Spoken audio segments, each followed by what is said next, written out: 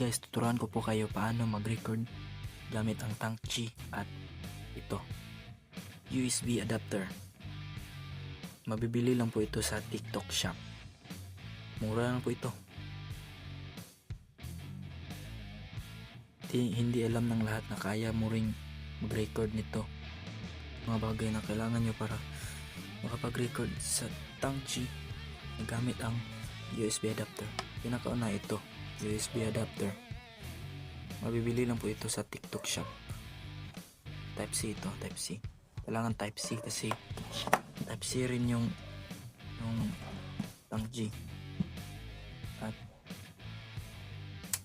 cable ng Type C cable ng charger nyo para makonect ito sa Tangchi.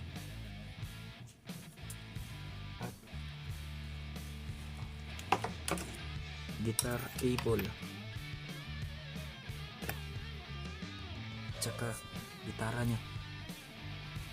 Nakaunang gawin nyo ay kunin mo tong Tangchi USB adapter nyo at charger adapter at isaksak mo to dito.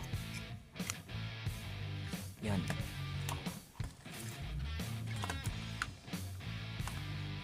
Tapos isaksak mo na to sa cellphone nyo. Ito papunta ito sa Tangchi.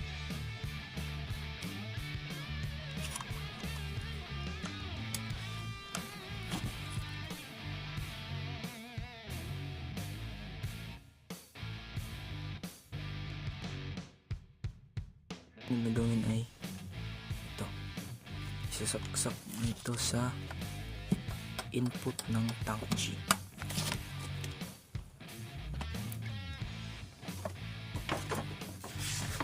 At ikukunik mo yung guitar cable mo sa gitara mo.